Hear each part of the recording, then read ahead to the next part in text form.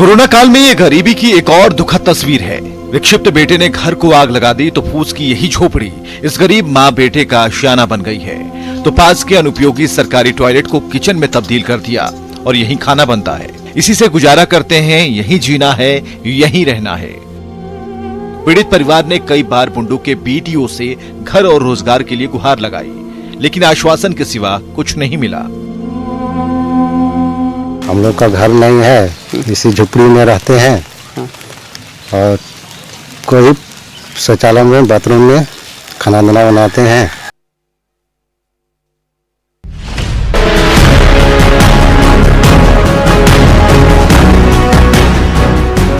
सरायकेला का यही वो क्वारंटीन सेंटर है जहां हैदराबाद, ओडिशा और पश्चिम बंगाल से लौटे प्रवासी मजदूरों को स्वास्थ्य जांच के बाद प्रश्रय दिया गया।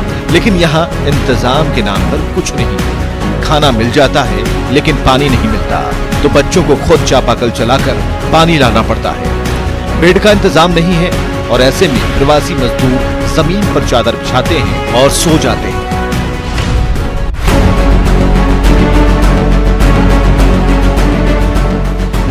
मुफलिसी और बदहाली का सामना कर रहे पताही गांव की तस्वीर बदलने वाली है। कोरोना काल में इन ग्रामीणों की हालत सुधारने का बीड़ा उठाया है नवाड़ा ने। गांव में ई शक्ति प्रोजेक्ट शुरू किया है। पढ़ाई लिखाई से वंचित बच्चों के लिए बाल स्कूल खोल दिया गया है, जिसमें संस्था के वॉलंटियर्स बच्चों को कखरा सिखा रहे हैं। तो ग्रामीणों का जीवन स्तर सुधारने के लिए बकरी पालन को बढ़ावा दिया जा रहा है। घर अंगना जो आप साफ देख रहे हैं, दरवाजा साफ देख रहे हैं, ये हम लोगों ने इनसे करवाया है। बच्चों को बैठा करके, उनको समझा करके, उसको स्नान करा करके उनको विद्यार्थी बनाने का प्रयास किया है। आज हम लोगों ने स्लेट, कॉपी, कलम ये सब वितरण किए हैं। कुरुमंटार के इन ग्रामीण महिलाओं ने 1 साल पहले ही राशन और विधवा पेंशन के लिए आला अधिकारियों से दरखास्त की थी, लेकिन उनकी फरियाद अनसुनी रह गई। अब जबकि कोरोना काल में इनके सामने रोजी रोटी की भी आफत आ गई है, ऐसे समय में दुमका जिला प्रशासन की टीम ने पूरे गांव का सर्वे किया, जिसमें विकास योजनाओं से वंचित ग्रामीणों को उनका हक दिलाने की पहल की जा रही है। 24 लोगों का राशन के लिए पिटीशन 18 तारीख को ऑनलाइन जमा किया गया था और कुछ और 6 या 7 परिवार बचे थे जिनका पिटीशन नहीं था, तो उनको भी ले लिया गया है और राशन कार्ड देने का प्रक्रिया शुरू था। ये बदनसीब चेहरा कोरोना बंदी की मार झेल रहे हैं। लॉकडाउन से पहले ये मेहनतकश मजदूर पत्थर तोड़ अपने परिवार का पेट पालते थे, लेकिन कोरोना बंदी के बहाने पत्थर खदान मालिक ने इन्हें काम से हटा दिया और मशीन लगा दी। अब ये मजदूर न घर के रह gए न घाट के। कहाँ जाएं, किसके पास जाएं? हर तरफ से उम्मीद टूट गई है। गोविंदपुर प्रखंड के अधिकारी भी कुछ सुनने को तैयार नहीं।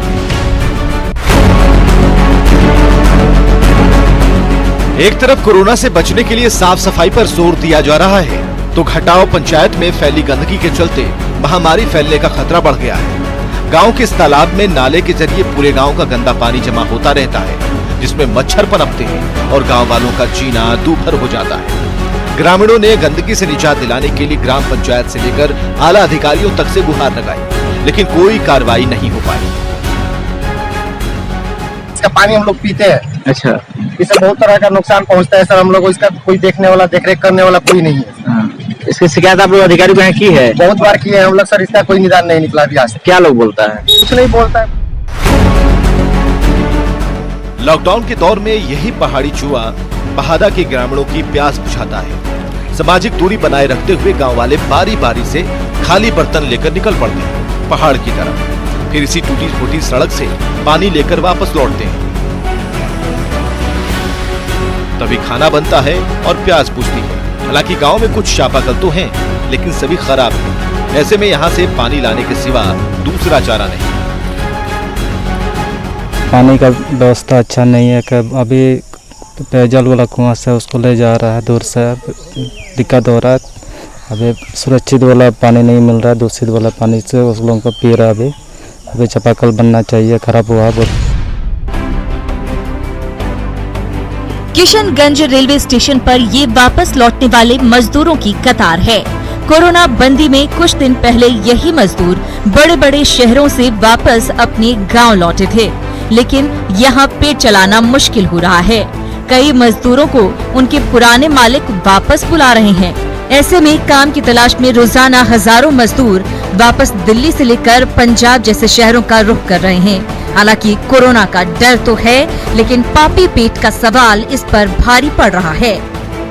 हम लोग यहाँ से जाना जा रहे हैं और हम लोग को बुलाया गया है कि वहाँ पे काम चालू है, मतलब मजदूरों की ज़रूरत है, आप लोग आइए। तो हम लोगों को ज़्यादा बेटर यह हुआ कि हमारे घर में रहने से तो कोई काम वाम होगा नहीं, सब बेरोजगार है, गरीब आदमी है, हर किसी के घर में परिवार है।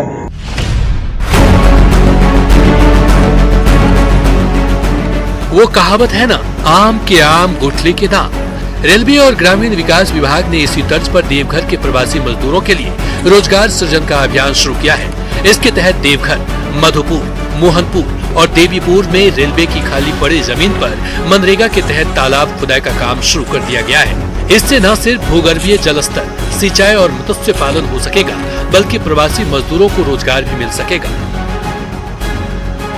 मनरेगा की योजना के तहत हम लोग रोजगार भी मुहैया कराते हैं, मजदूरी भी उपलब्ध कराते हैं और साथ ही साथ जो आधारभूत संरचना है उसके निर्माण से वाटर टेबल भी रिचार्ज होता है और बहुत सारी बने। पलामू मेडिकल कॉलेज अस्पताल में भर्ती कोरोना मरीज घरेलू नुस्खों की बदौलत जल्द तंदुरुस्त हो रहे हैं। अस्पताल में कोरोना मरीजों को एलोपैथिक दवाइयां तो दी ही जा रही हैं, साथ ही साथ आयुष मंत्रालय के निर्देश पर हल्दी, दूध, तुलसी काढ़ा और च्यवनप्राश भी दिया जा रहा है। इसका बेहतर नतीजा सामने आया है। 29 में से 18 कोरोना रोगी स्वस्थ होकर घर लौट चुके हैं। आयुष मंत्रालय का गाइडलाइन है, उसके हिसाब से हम लोग काढ़ा बना करके देते हैं और काढ़ा जो बनता है उसमें तुलसी रहता है, सौंठ रहता है, दालचीनी और पेपर, काली मिर्च ये रहता है। इसको एक प्रोपोर्शन में बना करके और पानी के साथ हम लोग गर्म करके देते हैं। ये है कोबो 2.0। ये हाईटेक मशीन कोरोना मरीजों तक दवा और पानी से लेकर भोजन तो पहुंचाएगी ही, कैमरे और स्पीकर के जरिए मरीजों और डॉक्टर्स के बीच संवाद भी करवाएगी। कोरोना मरीजों की सेवा के लिए पश्चिम सिंहभूम के डीटीसी आदित्य रंजन की टीम ने ये अत्याधुनिक मशीन तैयार की है। इससे न सिर्फ बेहतर तरीके से इलाज संभव हो सकेगा, बल्कि स्वास्थ्य कर्मियों के बीच कोरोना संक्रमण का खतरा भी कम हो जाएगा। कोरोना को मात देने के लिए राजस्थान में आयुर्वेदिक दवा की ट्रायल शुरू हो गई है। पहले चरण में राष्ट्रीय आयुर्वेद संस्थान ने डॉक्टरों, नर्सों और पुलिस कर्मियों को इम्यूनिटी बूस्टर कैप्सूल, काढ़ा और च्यवनप्राश दिया है। वहीं सूबे के 6 जिलों के 6000 कोरोना पॉजिटिव मरीजों पर संशमनी बटी और गुरुची बटी का ट्रायल शुरू किया जा रहा है। उसके बाद दवा का असर नोट कर उसे क्लिनिकल रिसर्च ऑर्गेनाइजेशन को दिया जाएगा, जिसका अध्ययन कर दवा के असर का निष्कर्ष निकाला जाएगा। आयुष मंत्रालय के अधीन काम करने वाले आयुर्वेद संस्थान ने कोरोना को लेकर 4 दवाएं बनाई हैं, जिनमें से एक का नाम है आयुष 64। इसे लेकर आयुष मंत्रालय उत्साहित है। ये दवाएं सवाई मानसिंह अस्पताल और RUHS अस्पताल में भर्ती कोरोना मरीजों को दी जा रही है। ये दवा सामान्य तौर पर पहले मलेरिया के लिए दी जाती थी, लेकिन इसमें कुछ बदलाव के साथ कोरोना पॉजिटिव मरीजों को दी जा रही है। उसके बाद दोनों समूहों की दवाओं का असर देख निष्कर्ष निकाला जाएगा। और वो जो दवाई हम शुरू कर रहे हैं वो आयुष 64 नाम से एक दवाई है। वो भारत सरकार के CCRS जो अनुसंधान विंग है उसके द्वारा पैदा की गई दवाई है या तैयार की गई दवाई है, और उसी का प्रयोग हम यहाँ पर कोविड-19 पॉजिटिव पेशेंट्स के ऊपर कर रहे हैं। कोरोना काल में इस नन्ही सी जान को ममता की छांव देने सामने आई है पूजा देवी। दरअसल मानसिक रूप से अस्वस्थ ये गर्भवती महिला सड़क पर तड़प रही थी। कुछ लोग उसे अस्पताल ले गए, जहां डॉक्टर्स की टीम ने सफल प्रसव कराया। जच्चा और बच्चा दोनों स्वस्थ हैं। हालांकि मां की मानसिक हालत ठीक नहीं है, तो बच्ची के पिता का भी अता पता नहीं चल पा रहा। ऐसे में स्थानीय महिला पूजा देवी ने बच्ची को गोद लेने की पेशकश कर मानवता की मिसाल पेश की है। क्या चाहती हैं आप? हम इनको रखना चाहते हैं। ये देखभाल नहीं कर सकते हैं क्योंकि ये रोड पे रहती हैं, खुद अपना पता नहीं है, तो बच्चा कैसे संभाल सकती है, इसीलिए हम इनको रखना चाहते हैं। तो लीगल तौर पे अडॉप्ट करना पड़ेगा, तो करेंगे आप? हाँ, करेंगे। टेबल पर बैठकर खाना खा रहे ये लोग किसी होटल में नहीं और ना ही किसी पार्टी में खाना खा रहे हैं, बल्कि ये एक पुलिस स्टेशन है जहां दिहाड़ी मजदूरों गरीबों को देश में लगे लॉकडाउन से ही लगातार खिलाया जा रहा है। रांची की बरियातू पुलिस ने समाज कल्याण का ये बीड़ा उठाया है। यहाँ दिहाड़ी मजदूर, बेरोजगार युवक और राजधानी रांची के आसपास से आए लोग मुफ्त में खाना खा रहे हैं। ये सिलसिला महीनों से जारी है। यहाँ आकर खाना खा रहे लोग पुलिस की इस मदद से बेहद खुश हैं। आज सब्जी सवेरे बनता है, किसी दिन खिचड़ी बनता है, किसी दिन दाल पूरी सब्जी बनता है, पूरी सब्जी बनता है, चेंज होकर बनता है सप्ताह में, डेली के डेली।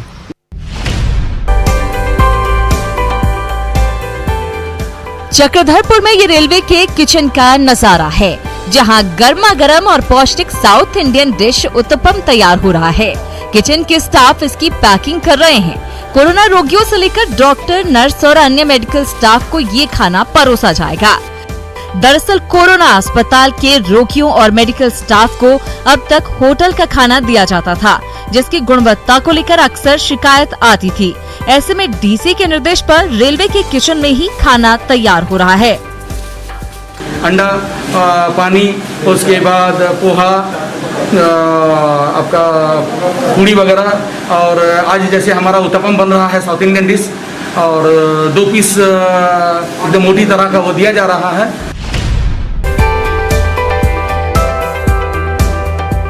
कोरोना काल में जिंदगी पटरी पर लौट रही है। ऐसे में भागलपुर के स्वादिष्ट जर्दालू आमों का स्वाद जल्द ही राष्ट्रपति और प्रधानमंत्री से लेकर तमाम माननीय चख सकेंगे। इसकी गुणवत्ता का ध्यान रखते हुए वैज्ञानिक बिहार कृषि विश्वविद्यालय सबौर के वैज्ञानिक की देखरेख में इसकी पैकेटिंग कराई जा रही है और इसे कल डिब्रूगढ़ दिल्ली मेल से इसे भेजा जाना। कोरोना काल में सब परेशान हैं। प्रदेश में कष्ट सहकर कई मजदूर वापस घर लौटे हैं। ऐसे ही एक प्रवासी मजदूर की नन्ही सी बिटिया अपने गाने के जरिए आम लोगों को संदेश दे रही है, जो सोशल मीडिया में काफी वायरल हो गया है। सुनियो सब कियो, घर ही में रहियो, तखने बच गई सब प्राण यो। मोदी जी भारत में लॉकडाउन केलन, हाथ जोड़ के सबसे कहलन। मोदी जी भारत में लॉकडाउन केलन, हाथ दोनों जोड़ के सबसे कहलन। सबकी हुन कर बात तमानो, सबकी हुन कर बात तमानो, नहीं कर उनका परेशान।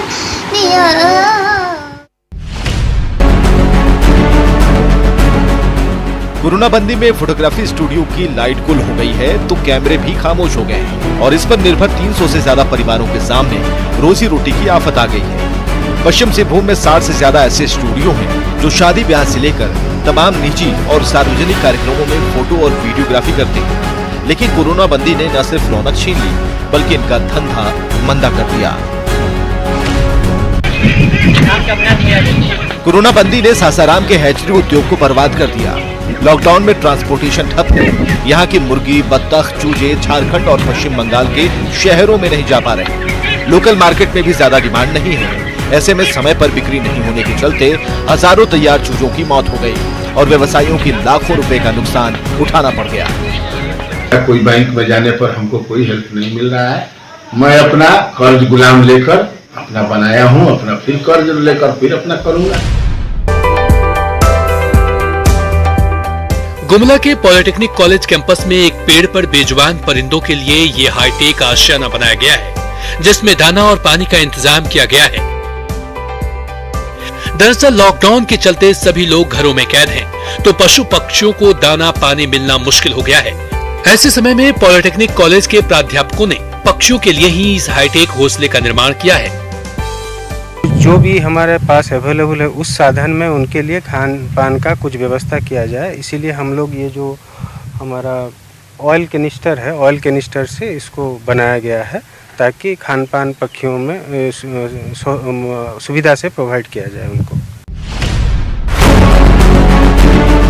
लॉकडाउन के दौर में डाकघर न सिर्फ घर घर चिट्ठियां पहुंचा रहा है बल्कि जरूरतमंदों के लिए वरदान भी साबित हो रहा है। अब तक डाक विभाग ने रोहतास के 10,000 से ज्यादा प्रवासी मजदूरों के न सिर्फ खाते खोले हैं बल्कि उनके घर तक उनका पैसा भी पहुंचाया है। किसी दूसरे बैंक खाते में पैसा आए तब भी घबराने की जरूरत नहीं। आधार कार्ड दीजिए और डाकिए से पैसे लीजिए। मथुरा ब्लॉक में लगभग हम लोग नहीं तो कम से कम 10,000 से ऊपर खाता खोल चुके हैं। प्रतिदिन खाता खुल रहा है हमारे क्वारंटाइन सेंटर पर लोगों को, ताकि उनके अकाउंट में पैसा जाए और हम उनको नेक्स्ट डे भुगतान कर सकें। मेरी ऐसा मैंने सोचा था।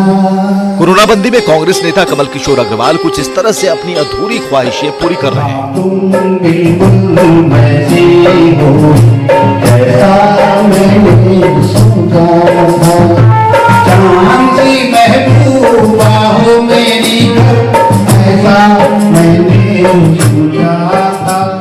घर पर ही संगीतकारों की टोली को बुला लिया और गीत संगीत के जरिए कोरोना की टेंशन भगाने की कोशिश कर रहे हैं।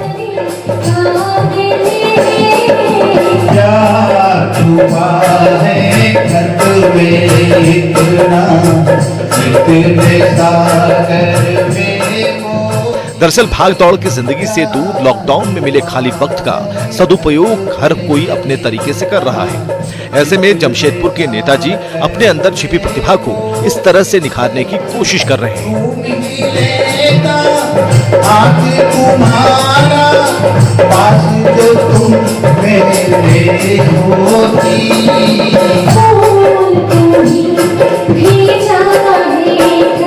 और मेरा सौभाग्य है कि हमारे साथ जो साथी हैं वो घर के अगल बगल में ही लोग रहने वाले हैं और संयोग से कलाकार भी हैं, तो इनको बुला के हम लोग अपने घर में जो है प्रैक्टिस करते थे, रियाज करते थे।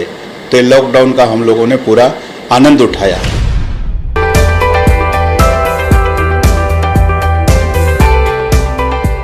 कोरोना काल में सिन्हा प्रखंड के बुनियादी स्कूल कैंपस में ये पाठशाला लगी है। सोशल डिस्टेंसिंग के बीच इन नौनिहालों का भविष्य संवारने में जुटी हैं ये दो पक्की सहेलियां रूबी और राखी। छोटे छोटे बच्चों ने मास्क पहन रखा है, किताब कॉपी लेकर पढ़ाई लिखाई में जुटे हैं, तो उन्हें योग के आसन भी सिखाए जाते हैं। दरअसल लॉकडाउन में सब कुछ जब बंद है तो इन सहेलियों ने कुछ नया करने की सोची और नतीजा सामने है।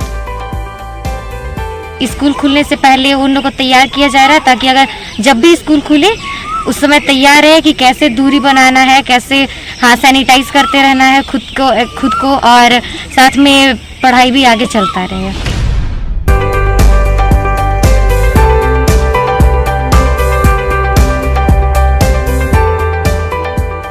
कोरोना काल में मास्क आम जिंदगी का हिस्सा बन गया है, तो हजारीबाग के डाकघर में बिक्री के लिए उपलब्ध खादी के रंग बिरंगे फैशनेबल मास्क आम लोगों को भा रहे हैं। जिस रंग का चाहिए वैसा मिल जाएगा। आप चाहे तो मास्क की मैचिंग के कपड़े भी पहन सकते हैं। इनका मूल्य है महज 25 रुपए और इसे धोकर आप फिर से इस्तेमाल कर सकते हैं। आम लोग इसे पसंद कर रहे हैं। बाजार में बहुत तरह का मास्क उपलब्ध है, लेकिन ये सस्ता भी है और साथ साथ हाइजीनिक मतलब स्वास्थ्यप्रद भी है। लोगों को ये मास्क का उपयोग करना चाहिए, खास करके प्रधानमंत्री जी के आह्वान को देखते हुए।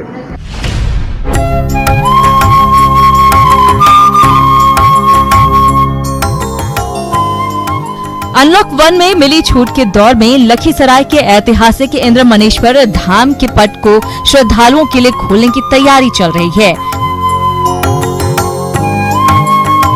मंदिर परिसर की साफ सफाई हो रही है। सोशल डिस्टेंसिंग बनाए रखने के लिए घेरा बनाया जा रहा है। घंटी बजाने पर रोक लगा दी गई है, तो गर्भगृह में एक साथ 4 श्रद्धालुओं को ही प्रवेश करने की अनुमति दी गई है। वहीं मंदिर परिसर के आसपास प्रसाद की दुकानें भी सज गई हैं।